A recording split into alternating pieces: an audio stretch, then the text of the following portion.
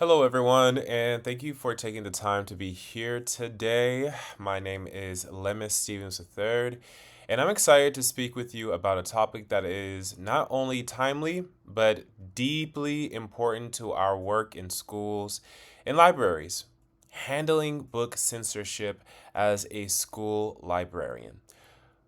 We begin with a quote by Salman Rushdie that frames the issue quite well. What is freedom of expression? Without the freedom to offend, it ceases to exist.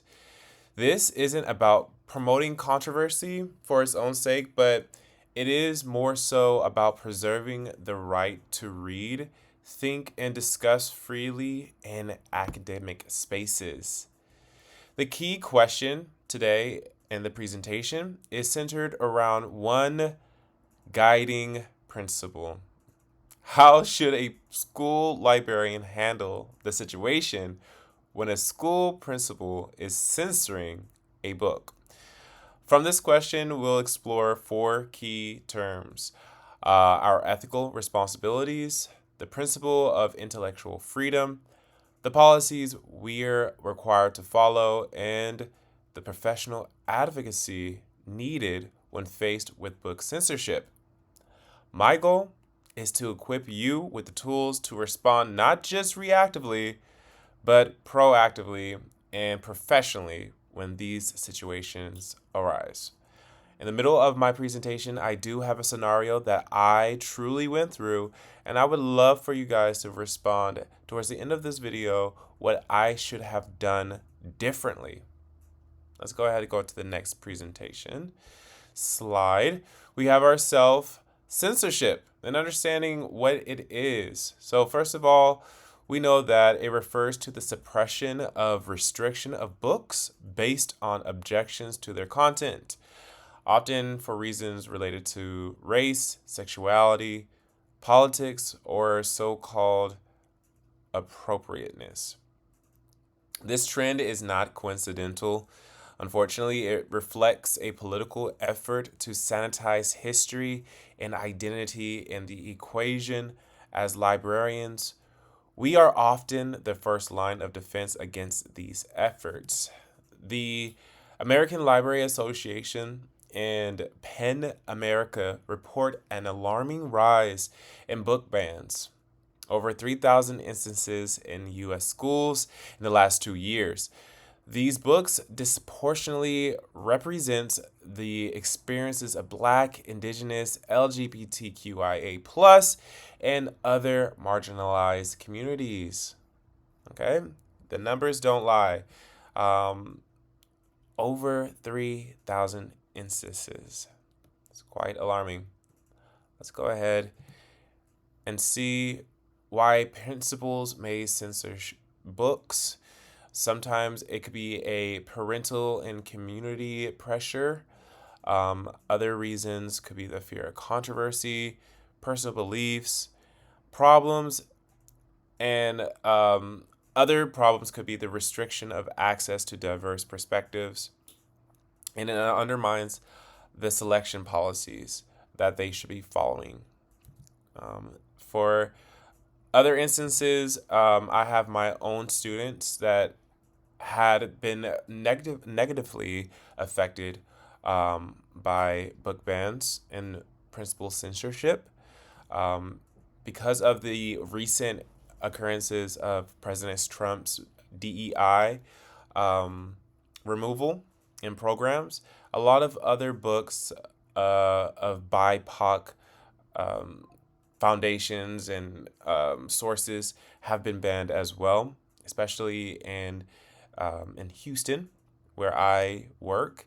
I saw this as a call to action because this happened right before Black History Month. So I created a library-led program where I had presenters every single week come in and present a topic, whether it was STEM, arts, culture, HBCUs, and the Divine Nine. These are my students it affected, and these are the other teachers that had participated. And right here is the talking stick, which was a very important artifact in African American and African descent um, cultures all relate to, that provide justice and a voice to talk to. It's the talking stick.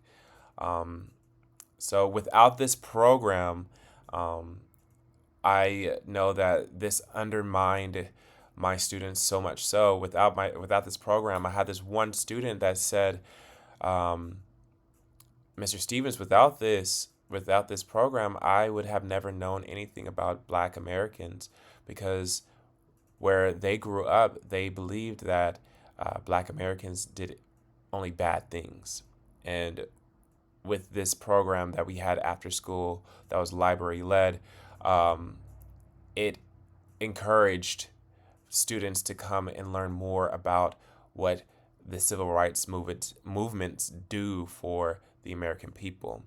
And it showed representation. And with this quote from one of my articles, Angie Thomas says, "Representation matters. We deserve books where we can see ourselves and books that let us see others." Now, I did this without my principal knowing.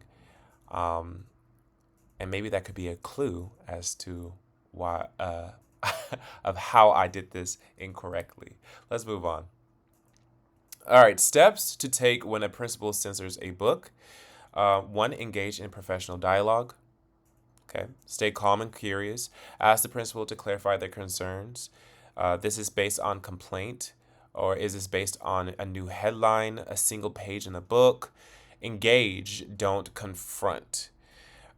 Step two is refer to district policy. Most districts have a formal reconsideration policy for instructional or library materials. Remind the principal that these exist to ensure fairness and transparency. Step three, advocate for intellectual freedom. Got to remember, this is what we are bringing to the students. It affirms them the right to access information from diverse perspectives. So bring it in support from the ALA's Library Bill of Rights, and you'll have more comfort in this. Step four, document everything. Keep a paper trail, note dates, conversations, and decisions in writing.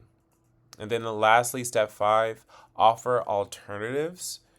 If compromise is necessary, suggest output options or guided reading plans. Find that very beneficial.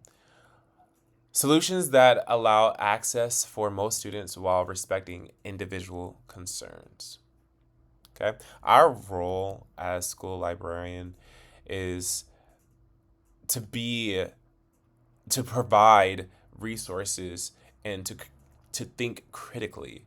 Um, Pat Scales in her book Scales on Censorship says to ask a writer not to speak about controversial books is an abridgment of free speech.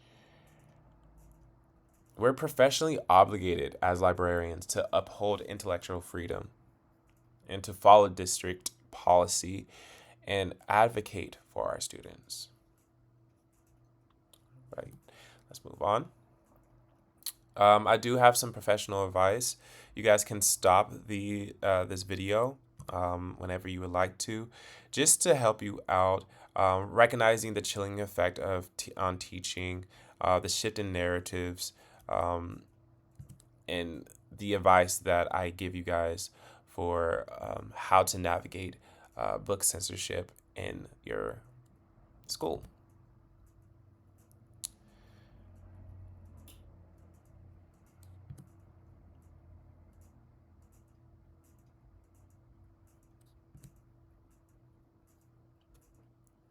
All right. Well, what happens when books are banned? Students lose access to information, and it's precedent. It's making it easier that book bans are now more prevalent than ever. Sometimes books are banned because of bad press for the school. And worst of all, students become less engaged. And sometimes it's even us, the librarians, that self censor these books. Um, be aware of what you're doing. Be aware how chilling it could be when you adapt yourself into this world of censorship.